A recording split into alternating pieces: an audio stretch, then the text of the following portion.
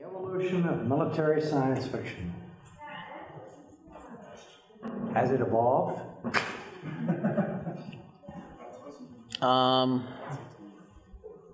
That's a good question, actually. I think what we perceive it as has evolved a bit. It's grown out from being just part of literature into, it's on a specific shelf at Barnes and Noble and stuff. I think it's evolved as so much as some things are universal. The human condition still applies. You're never getting around from the fact that humans feel fear, humans feel disgust, humans bleed. We're big fragile meat sacks that at the same time are surprisingly resilient. But the evolution has been as technology has evolved. Arguably, you could say War of the Worlds, H.G. Wells and some of his works, as well as Jules Verne, are military sci-fi, given when they're written at the time. But now some of that stuff seems pretty common. I mean, we got a ship that can sail around the world, using some weird, power. Nautilus, meet Nautilus. No longer fiction, now history. I think I'd kind of argue that there are elements of military science fiction in their books. I don't think you would quantify them. I think they're still more adventure science fiction than genre-specific military science fiction. Okay, I guess my question would be, in terms of what I would consider modern, semi-modern military fiction, Heinlein's Starship Troopers is probably one of the first. Yeah. Okay, and that's... I mean, if you go to fantasy, there's an awful lot of military stuff in John Carter of Mars. Yep. But I don't think it's so much military science fiction as in it's transported. Yes, it is science fiction, but it uses the current technology, maybe a little bit more advanced. And that to me is where you start getting into military sci-fi. Is I think you have to have some mechanism that changes the technology. Well, okay, but with John Carter of Mars, you've got the air cars. Mm-hmm.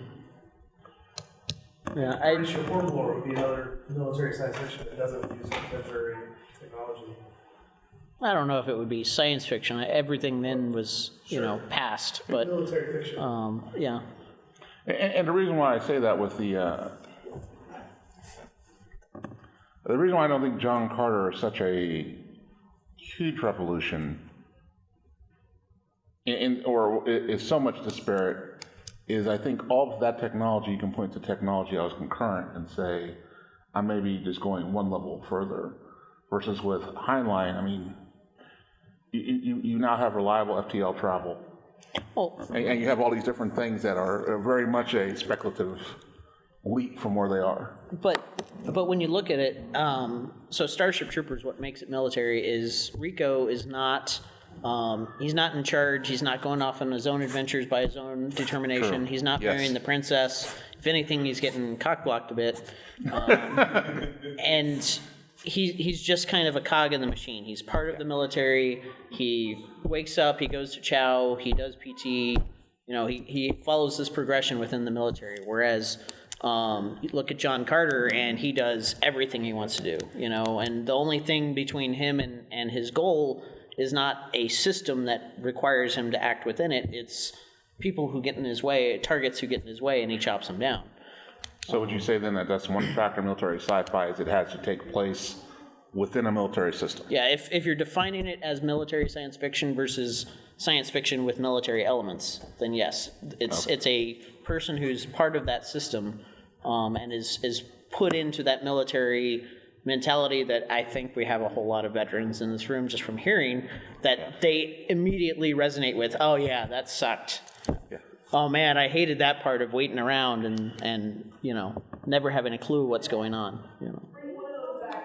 Heinlein was a naval officer. Mm-hmm. I think, Yeah, when you guys were kind of talking about the evolution, one thing that popped in my mind that I wanted to ask is, you have the military and how it functioned prior to 9/11, and then obviously, it changed dramatically after 9/11. Do you think sci-fi has caught up with that aspect of the, I don't even know if it's really an evolution in the military as much as it's a change in strategy? I do think there's some elements of, you have a lot more of what I would call counterinsurgency, small war, military sci-fi, as opposed to the large-scale conflict now. I mean, it's not the Titanic, not the ship, but Titanic as in like the description of the scale. Force on force, big body blows, Doc Smith for blowing up entire systems type things. I think you have a lot more of the slice of life, or like, as you said, if you took your average E4, you took your average specialist, gave him this book and he read it and said, okay, ignore all the sci-fi stuff, but is this pretty much true to life? He'd say, oh yeah, totally, yep, you're right.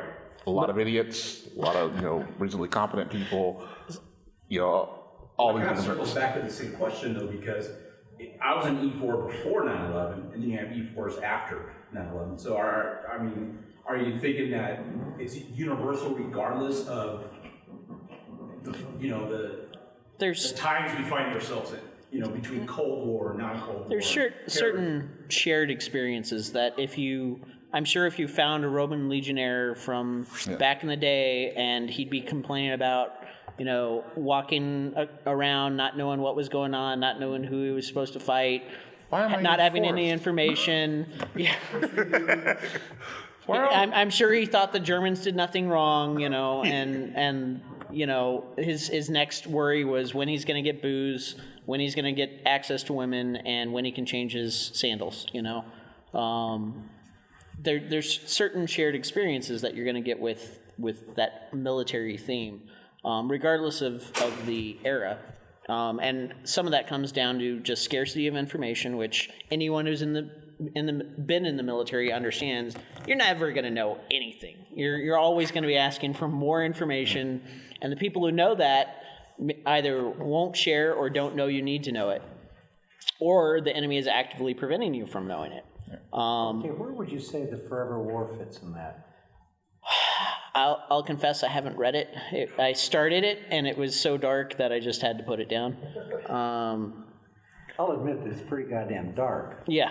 but it's got many of the same things that you're talking about. Yeah. The lack of information, the lack of knowledge about the enemy. Everybody's blundering around. It's a less humorous Catch-22, which is not even really a farce anymore in a lot of ways. It's accurate, but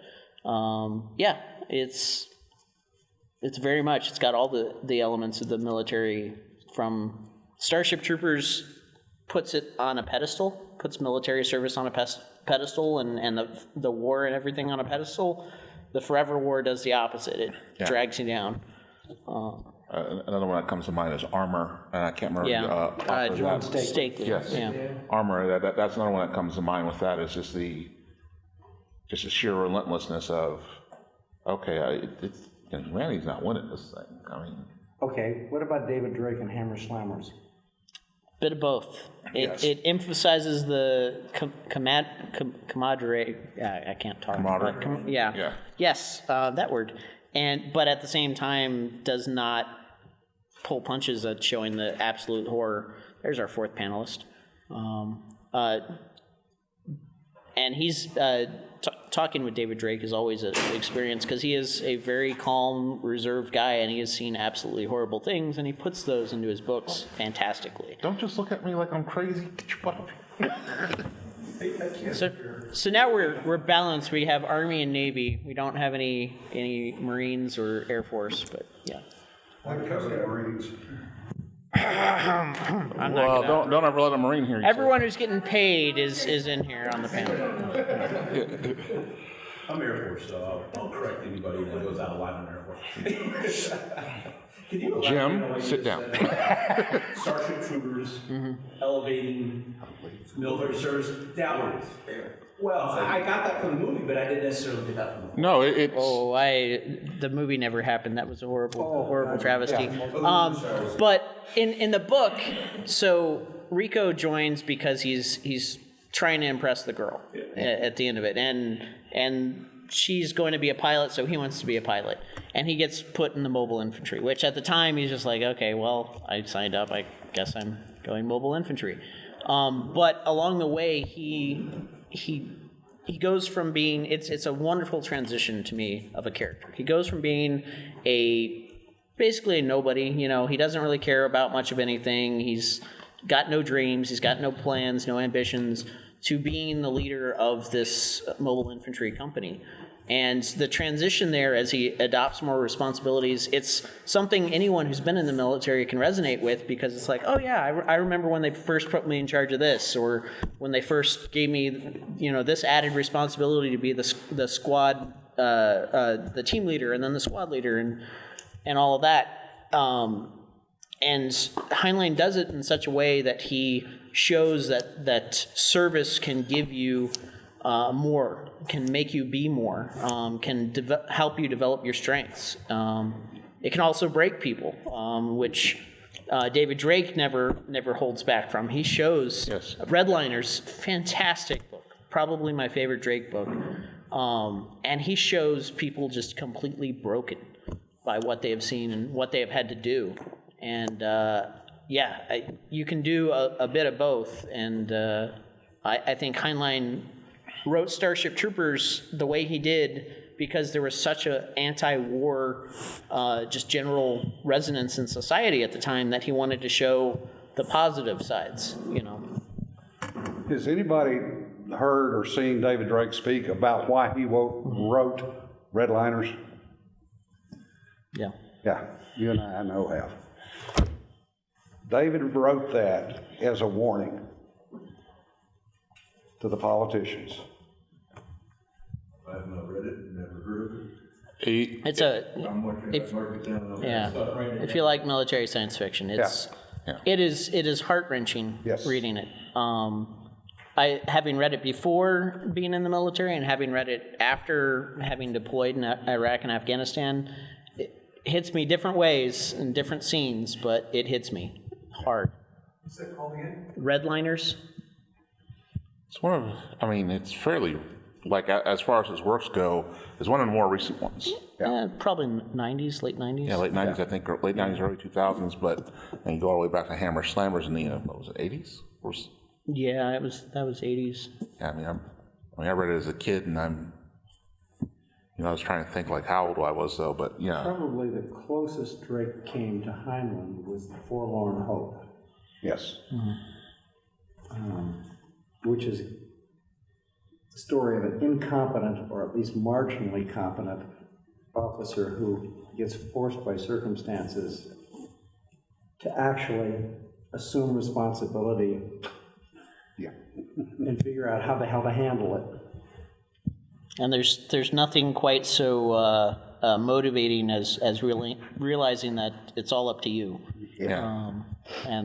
Drake manages to capture that in just about everything he writes. I mean, it's in Starship Troopers as well. Heinlein does a really good job of capturing that. With everything goes to hell, he's the one who steps up and realizes, okay, it's on me now. So. And I think that's a common refrain in military sci-fi is you do have the case of, I mean, common enough where people are forced into things, and you gradually do evolve, which sometimes that's not really seen in actual combat, of course. I mean, usually you have to go the other way. You start eroding through the competent people, especially if you're in sustained combat. Yeah, if you want some really depressing stuff, read about the Battle of Iwo Jima, where at one point there was a guy who he fought at the previous battle. The island escapes me right now. Yeah. Oh, Saipan. Yeah. And he was a private. He got promoted as sergeant and then lieutenant. And then he was leading in his platoon in Iwo Jima, and by the end of the third day, he was the acting regimental commander. Yeah. And it's just everybody above him, officer-wise, was dead. Just absolutely brutal. And you read about it, they basically, in Iwo Jima, everyone talks about D-Day, and D-Day was tremendously heroic, but Iwo Jima was, let's stuff, 40,000 people shoulder to shoulder and march them up the beach into machine gun fire. Because No, that's true to life, what actually happened. And that, Robert Leckie wrote a good one about Guadalcanal called A Helmet for My Pillow. That's also true. And if you like different mediums, the HBO's The Pacific. The Pacific is the series that's basically the complement to Band of Brothers. That is definitely worth seeing. If you're not really a big, huge, I mean, it's one of those things where I tell people, if you want to understand the Pacific and you want to know why, we culminate in, basically turning 2 cities to ash. Well, more than 2 cities, but 2 cities definitely to ash. Watch the Pacific and watch especially the E.B. Sledge's character, his evolution from bright-eyed, moralistic farm boy to here I am, basically.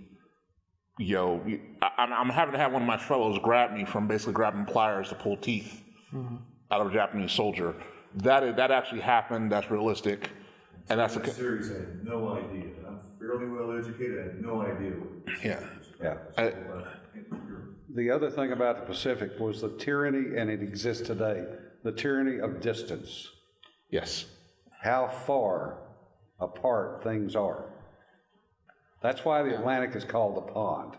And it's a good reason to read it if you're planning on writing, military sci-fi. From the practical aspect, is the Pacific not totally analogous to fighting in space, but how long things take. Yeah. Very similarities to where even with FTL, even with the hey, I can snap my fingers, be 100 mile or 100 light years away.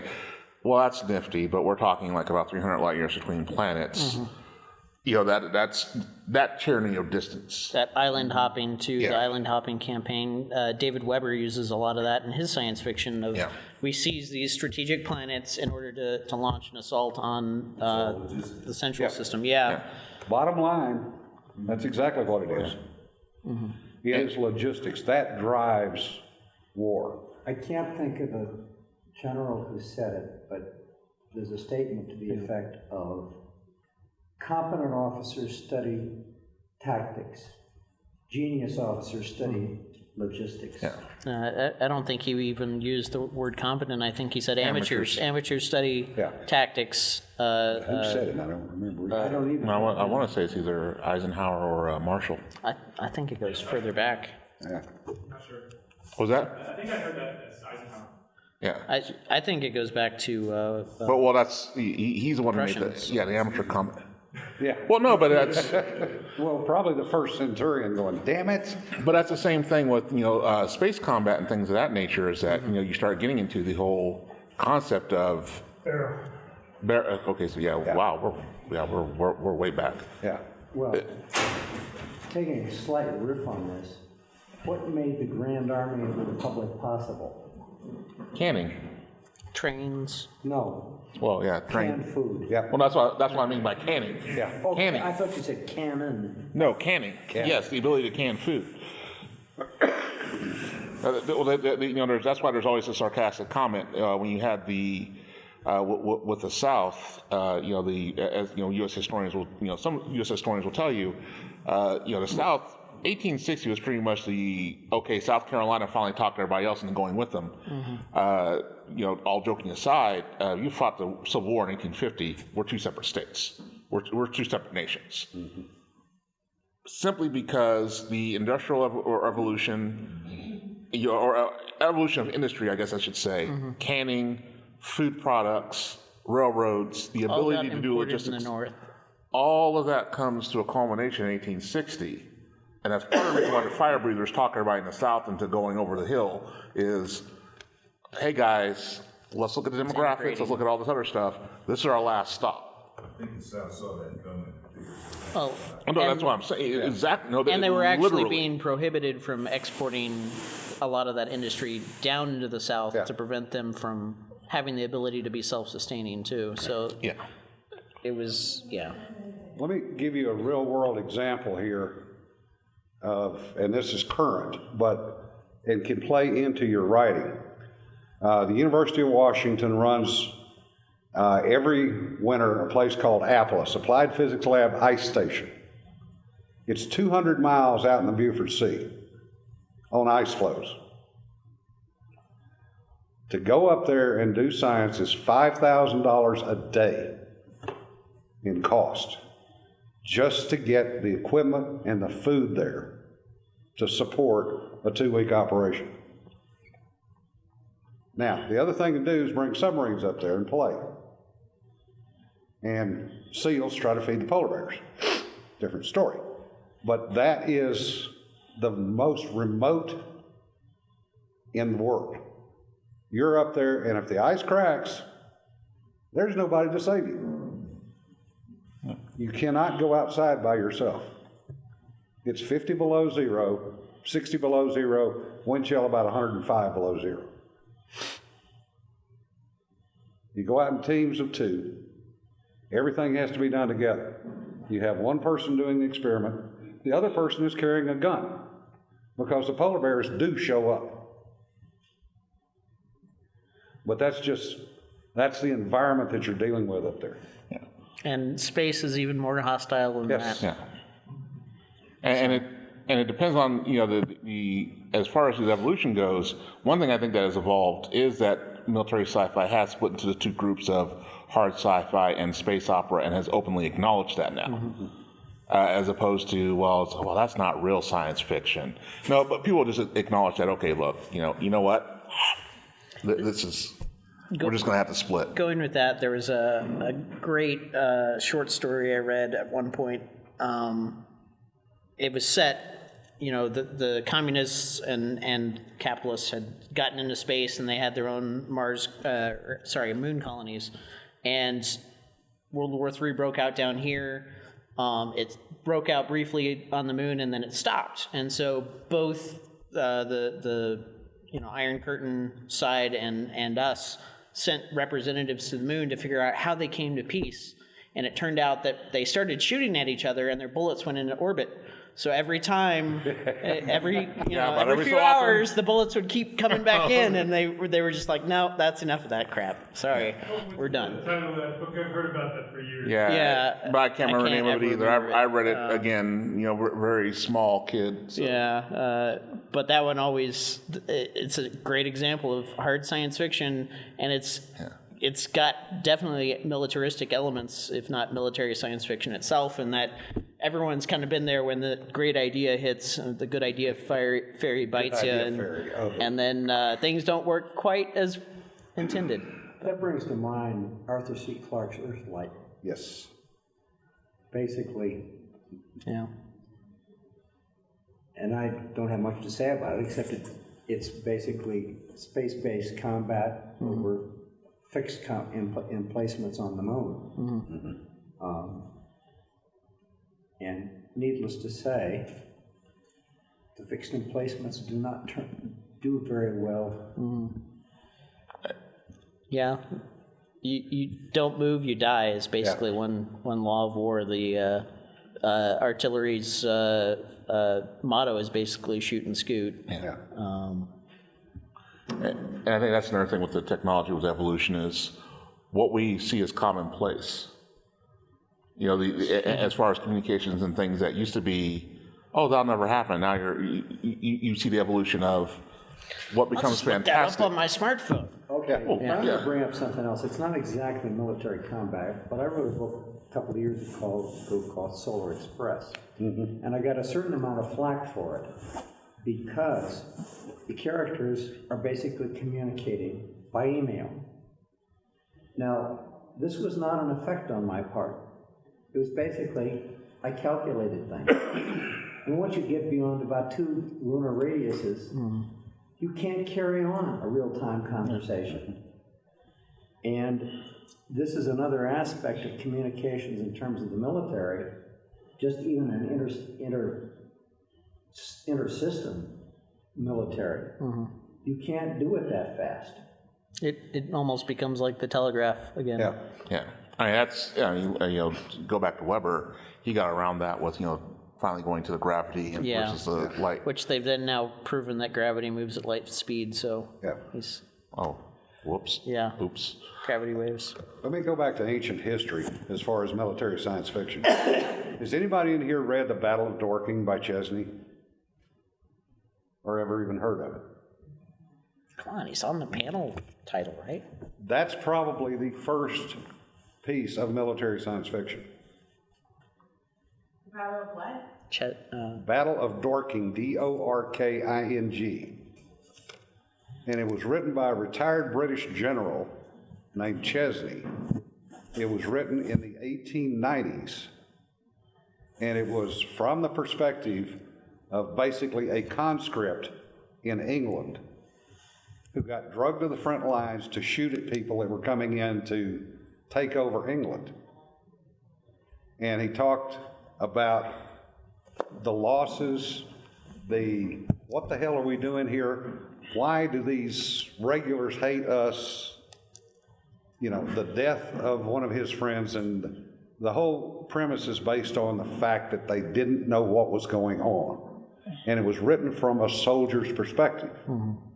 When you look at Chesney's history, he was in India in the 1850s as a lieutenant in the engineer battalion for England.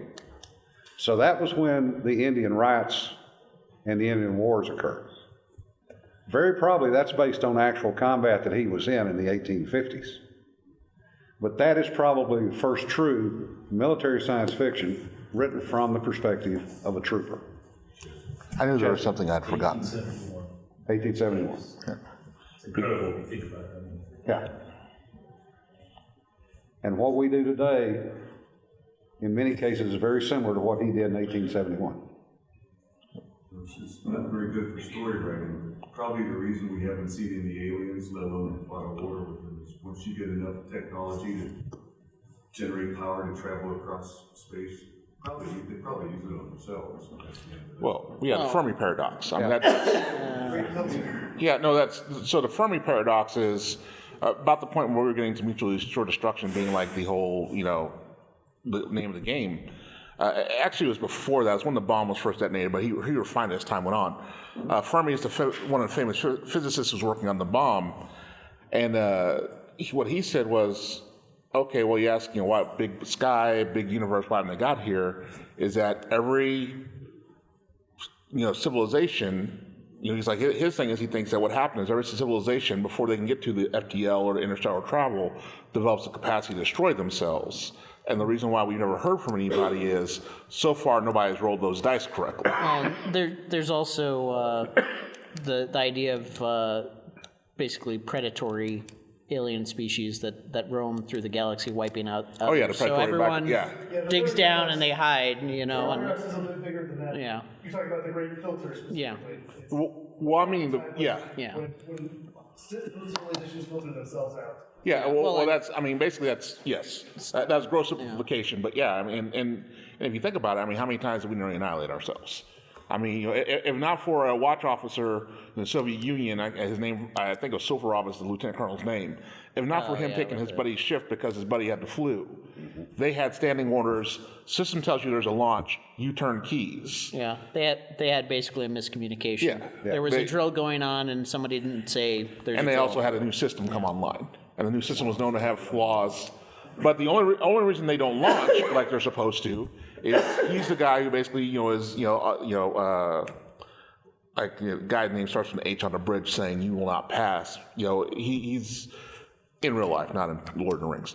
I was going to say Gandalf? No, the guy who But, he has basically he holds the bridge with like 10 of his friends. But Horatio at the bridge? Yes. Yeah. So that is why you don't have nuclear annihilation, because this takes place in 1983. You want to talk about no one survived in that one. In 1983, there's enough throw weight to go around for you, me, everybody else in the world. Well, we've gotten rid of a lot of this stuff, but well, yeah. But what I'm saying is, even with it's just going to be all over. I at least, don't get me wrong, I think your chances are slim now, but I think you at least have a chance of, if there was some horrible accident, civilization will survive. Everybody in the Northern Hemisphere is screwed, but civilization will survive. Have you read Level 7? No. Yes. That kind of touches on what you're saying, civilization survives, and that's kind of Level 7 addresses that. Annihilation of people that were set low based off levels, so people level 6, level 7, Yeah. but it touches on that. You might want to check it out. It's actually a really good read. Okay. So I was just going to kind of, sorry. All I was going to say is, I guess I have a little bit different take on the Fermi Paradox, and that is simply, you start figuring out the amount of energy it takes to get any place in terms that of too, yeah. stellar travel. why in the hell would you want to do it? Just because of what it would take to do it. I mean, okay, theoretically, I say theoretically, so far it hasn't been disproven, you might be able to do a Hawking wormhole to travel instantly between two different distant points. There's only one catch to that. It takes the energy of a small black hole to hold the Hawking wormhole open long enough to put something through it. Well, this is not exactly what I would say energy effective in terms of a spaceship going any place, let alone the destruction it's going to leave behind when it does that. Yeah. And the safety director is going to throw a fit. Sir, could you please not open that black hole on this continent? Thank you. The Department of Energy will be sitting on that for a few, millennia while they decide whether or not it meets certain safety parameters. But the warp drive too. That's the Albuquerque. I can never say his name. His whole warp drive. They discovered a minor issue with it. Is you're not actually accelerating in this, right? Your little bubble of space is moving relative to the rest of us. Well, when you do that, your bubble, your field is collecting particles, and these particles, to them, they feel like they are being accelerated to light speed. They become very energized, very radicalized particles, basically. And when you shut that down, you immediately release all that energy you've gotten from going from point A to point B in the direction which you were traveling in. So you arrive at the star system and you promptly blow it apart just from the travel. I was about to say. Yeah. So might be a little counterproductive. Hi, we're here. Bye. Yeah. So, but going into some of the true to life stuff that we've noticed about the universe, there's a void. I was trying to look at my phone a minute ago. It's like 100 billion light years away. It's way far off. It's large enough that the Milky Way galaxy could fit in it something like 10 billion times over, a ridiculous number of times, and it's growing. So entire galaxies are just winking out of existence in this void. It's a pocket where there should be stuff, and it's not there. There has been all kinds of really crazy, cool scientific papers written on what may cause it, like a tear in the space-time continuum, but one of the cooler ones is either a Dyson sphere alien race that has just gone mega structure crazy, and it is literally encompassing entire galaxies, and then B, a interstellar war where they are literally wiping each other's galaxies out of existence and just completely obliterating them. Or you started something that you couldn't turn off. Yeah. So both ends of that spectrum give you a whole lot of fodder for the super advanced military science fiction, where I personally haven't seen very much of it when you get that far advanced, when you're talking that levels of energy. And Lee mentioned, the energy to travel from one star system to another. You're talking incredible. I mean, the power to harvest galaxies, much less destroy them, is just insane. It makes my head hurt thinking about it, but it's good fodder for stories.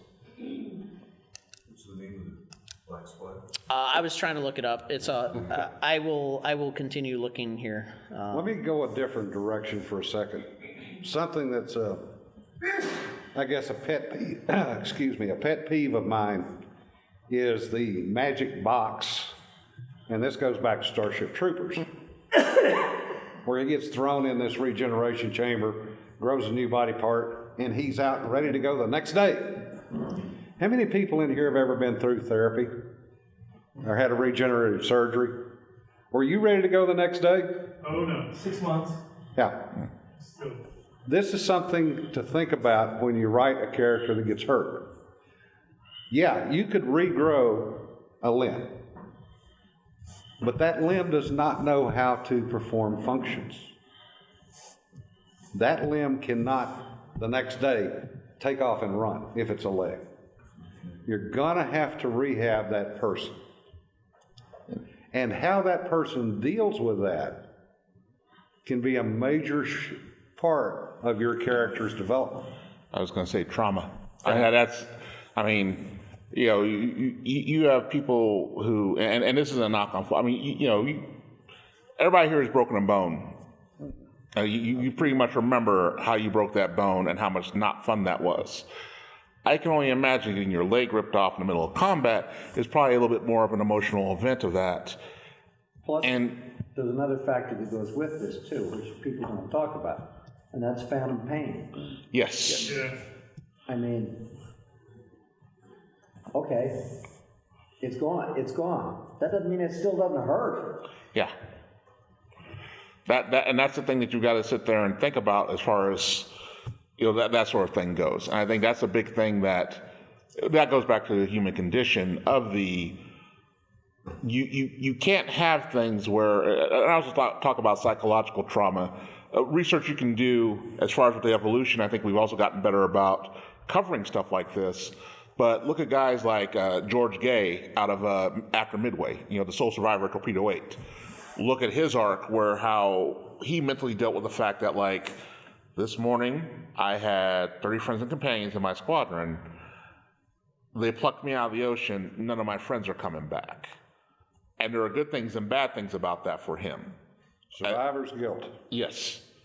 And he, he did his job. That's one of the reasons why Haldeman wrote The Forever War. Yeah. As I understand it, and Yes. he was the only survivor of his platoon. Yeah.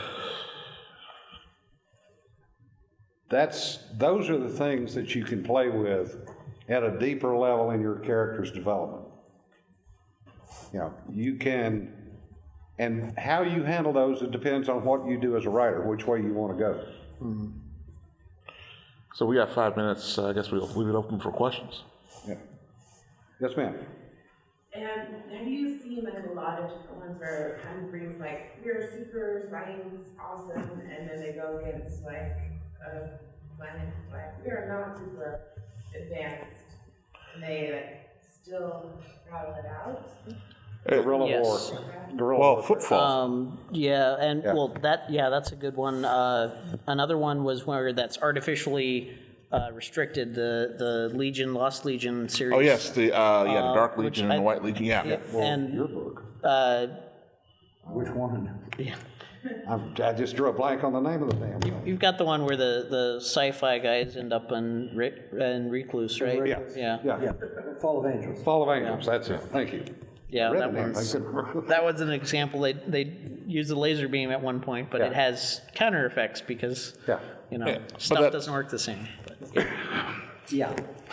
But no, that's one of those things where when you hear people talk about, well, if you have the best technology, you don't have to worry about certain things. I mean, unless you are willing to go fools in trotty and totally bombard the crap out of a planet, odds are, if you want to hold a planet, you're going to have to put yourself at risk at some point. and you either have to do the whole coin thing and win hearts and minds and go, you really want us to be in charge, or you do, which is what the British did in India, actually, is they displaced the upper class and put their own people in charge, and hey, we're in charge of a massive population larger than our own nation. A real-world example you can use here today in history is the Russians in Afghanistan. Afghanistan, Stone Age, basically. Yeah, or us in Russians come in with the Afghanistan. latest technology and get their butts kicked. Opium wars too would be a good example. Yeah. I'm sorry? The Opium Wars. Yeah. Yeah. It had some help there, though. Well, You transferred a lot of military equipment and the- technology to the Afghan rebels to make certain. Yeah, They didn't know how to having use powerful allies is good. but we helped take away the helicopter equation. Yeah. Yeah, the Stinger was pretty much. But there was a lot of stuff that was going on before that. The Russians had basically been fought. Now, if you read The Bear Goes Over the Mountain, the Russians are basically at wit's end as far as just the, okay, we can't break this. for an element of the dedication. So the Russians would mine a whole airfield, right? They'd mine the whole area around it to prevent them from getting in. So you watch the Afghan mine clearance technique. They have the lowest ranked guy. He picks up a rock, he walks forward, he drops it on the mine, on the ground. Someone comes up, gives him another rock, he drops it on the ground. And they keep doing that until either he blew up and then they'd get the next lowest guy, and he would carry a rock out, and he'd drop it on the ground. And they would form a bridge across this minefield while the Russians would watch. And they'd shoot him, but unless they want to go out in their own minefield and remove those rocks, the Afghans are just going to keep doing it. And they'll do it at night, they'll do it during the day. That persistence, that dedication is what you have to fight, regardless of the technology level. With the full understanding that once I get a breach, my communist friends, once we get in there, it's going to be a bad night for you. The worst thing to have happen is have a primitive society take a advanced society person alive as a prisoner. Yeah. Kipling wrote a fantastic poem. Go to your God like a soldier. Yeah. No, it's the ending line is, when a woman Roll on your roll on your rifle and go to your God like a soldier. Yeah. It's I can't remember the name offhand. I'm terrible with names, but just look up anything by Kipling. Yeah, but that's the end line. Go to your God like a soldier, basically saying you're better off shooting yourself. The women were going to come out and torture you to death. The women are truly the most more dangerous, vindictive of the race. For the Afghans, For pretty much anybody. Yeah. Well, of course, one thing we aren't talking about exactly is why the hell do you want to do this in the first place? Yes. Yeah. Yes. And establish that. Because How are we on time? I'm not still quite sure why the Russians ever really did want to go into Afghanistan. Well, it was Brezhnev. political. Yeah. Well, I know, but I mean, logically. They got invited in. The stands. Yeah. So I will say the Russians, if you look at the worldview of Brezhnev, the Russians had a reason. He was worried about, especially after Iran had just gone, oops upside their head. He did not want that to spread into the stands, which given how the Soviet Union does implode in the 1980s, he kind of had a point. I mean, given where all the fun started when the Soviet Union started finally coming apart, he had a point, but... We also lost our client state in Iran. Yeah.